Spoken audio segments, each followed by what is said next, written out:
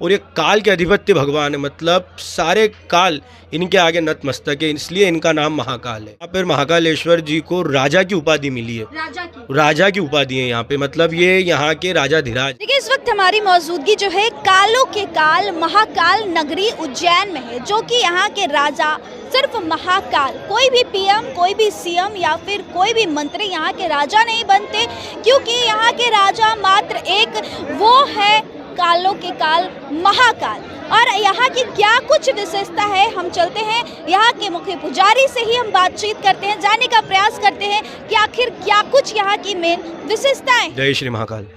महाकाल मंदिर काफ़ी प्राचीन है और काफ़ी यहाँ की पौराणिक कथाएं से जुड़ी हुई यहाँ की बातें हैं। आखिर कौन सी ऐसी जो कथा है वो बहुत ज़्यादा लोगों को आकर्षित करती है और यहाँ पे लोग काफ़ी संख्या में आते हैं? देखिए बाबा महाकाल का जो ये विशाल मंदिर है, ये पुराणों से स्थापित मंदिर है।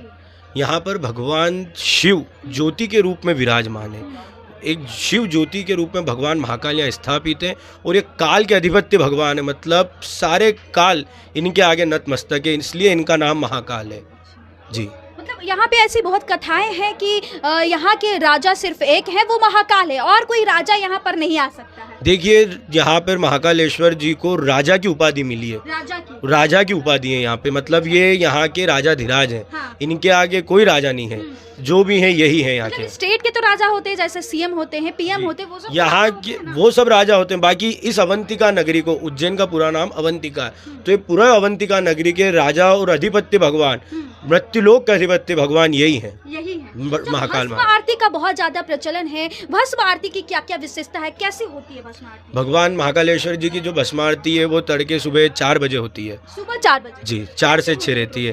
देखिए भस्म आरती की प्रोसेस ये रहती है कि भगवान को भस्म चढ़ाई जाती है उस समय, जो हालांकि बहुत लोगों के अंदर ये भ्रांति फैली हुई है कि भगवान को चिता की या फिर शमशान की भस्म लाते हैं, बाकी ऐसा कुछ भी नहीं है। ये शमशान की भस्म नहीं, ये भस्म नहीं चढ़ती। भगवान को शुद्ध गाय के गोबर के कंडे की भस्म चढ़ाई जाती है जी। मतलब ऐसी मान्यता थी कि जो चिता जलती है उसकी पहले नहीं, ऐसा कुछ भी नहीं है।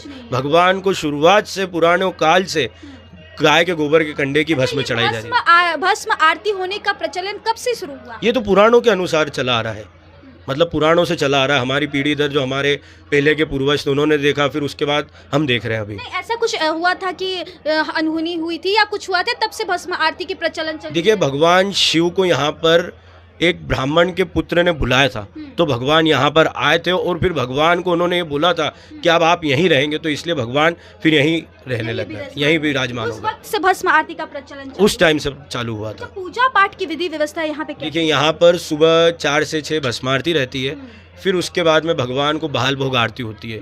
जो भगवान का बहाल भोग रहता है, भगवान को दही और भात का भोग लगता है, भात यानी चावल का भोग। फिर उसके बाद 10 से 10:30 महाभोग आरती, मतलब पूरा भगवान को भोग लगाया जाता है। फिर उसके बाद शाम की संध्याकालीन पूजन चालू होती है 5 बजे से। 5 बजे बाद जल चढ़ना बंद हो जाता है। फिर उसके बाद भगवान का श्रृंगार होता है, फिर श्रृंगार के पश्चात संध्या आरती होती है, जिसमें भगवान को दूध का भोग लगता है, केसर युक्त दूध का।